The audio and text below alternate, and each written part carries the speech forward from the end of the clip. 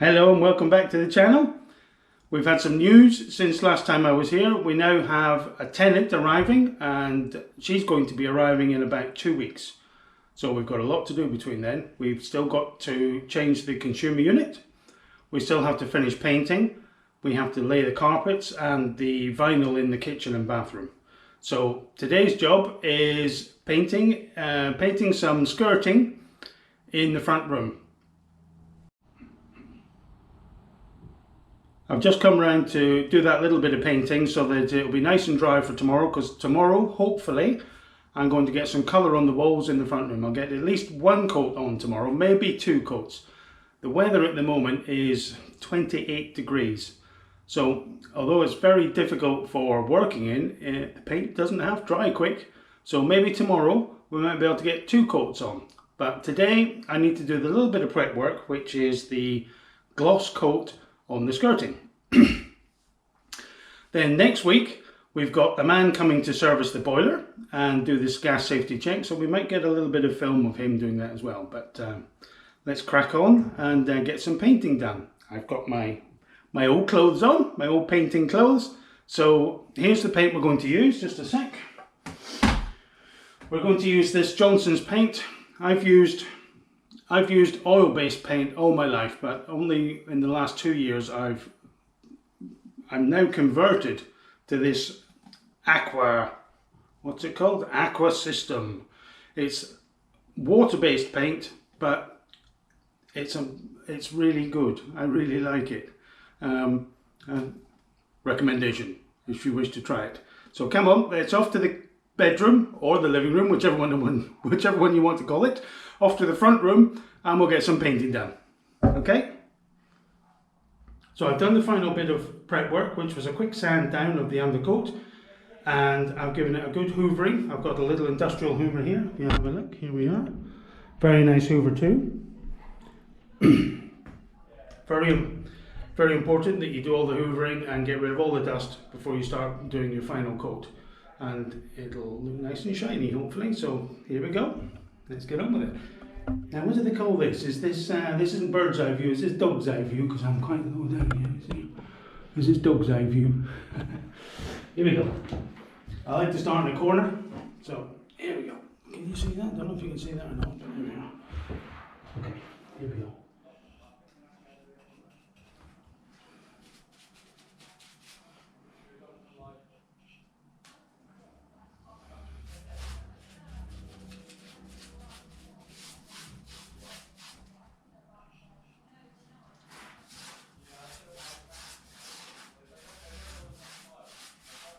You get your brush right down into the gap there between the floorboards and the skirting. It's important that you have cleaned up all the dust, because you're sure that the brush and the paint will pick all that dust up. So it's important, use a little crevice brush or something and make sure that is really clean in there. And you won't pick up any of the muck that lives down there.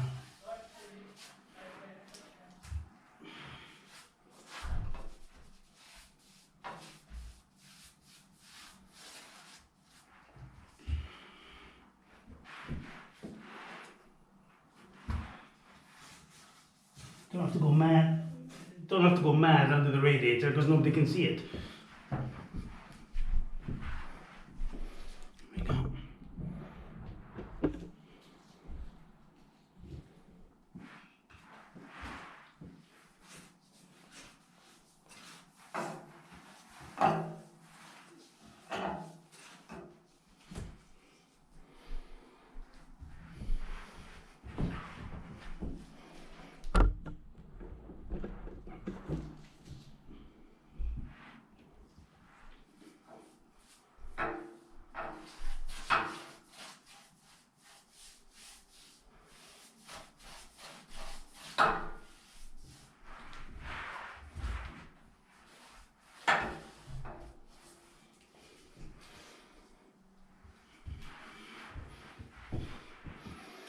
Lots of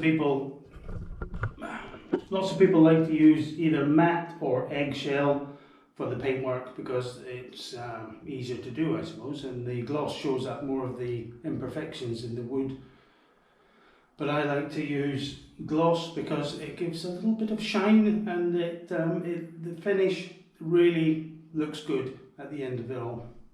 So here we go. Entirely personal preference. There we go, let's carry on.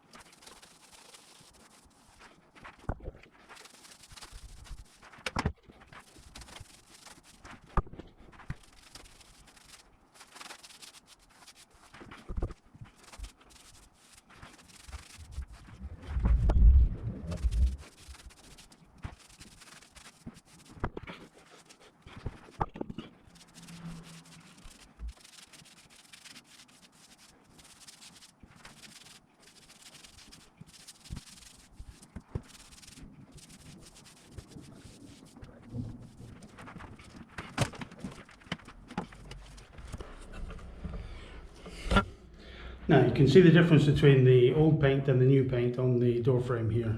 If you look there, that's nice and bright.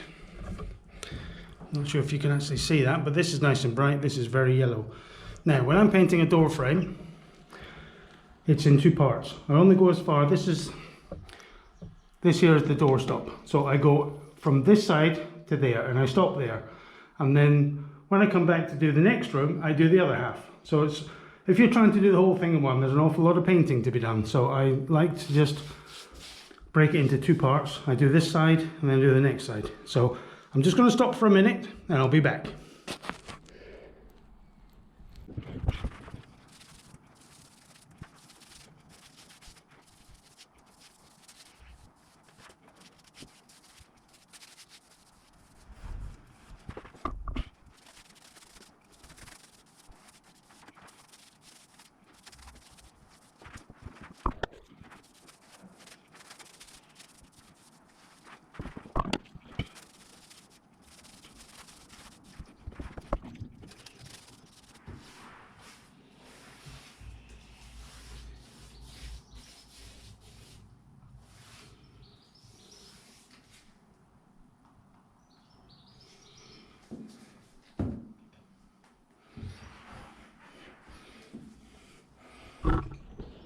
Okay, so there we go. It sure is hot today. It's about 28 degrees outside and it's probably, I don't know, 30, 33, 35 in here. It is roasting inside. So pardon me if I'm perspiring. Now on the plus side, of course, let me just show you. On the plus side, this paint here, which I did, how long? 10 minutes ago? Is already, it's tacky, but it's already dry. It's already dry. Now, if I was to do, if I was on the undercoat, I could just go right round again. And if I was doing the undercoat, I could do one coat. And then by the time I come round this room, which isn't a big room, it's only 12 foot square, I can start again and do two coats. And then almost start again with the gloss. So I could do three coats, almost, one after the other. Now if that was oil-based paint, I'd have to do one coat of undercoat, leave it for a day, come back the next day, do another coat, leave that for a day, come back the next day. But the advantage of the oil, the advantage of the water-based paint is it really does dry very quickly, especially in weather like this. So I could do all three coats in a morning. And then I could be painting the colour on the walls, and I could more or less, okay, the prep work's done already, but I could more or less paint this room in a day. So there we are, advantages of water-based paint. So I'm going to leave you to it now. It's too hot to do anything. It really is too hot to do anything in here today. So I've done that bit. I'll come back tomorrow and I will put the colour on the walls. I think it's going to be magnolia, standard letting colours. Boring, I know, but the tenant expressed a preference that she didn't want white, so we're going to paint the walls magnolia. Now, problem with when you ask a tenant and they give you their preference, it could be like pink with purple spots. So don't give them a preference, just Don't give them a preference, full stop. So I'm off now. I'm going to get changed out of these really minging clothes, and we'll catch up another day, okay? Bye for now.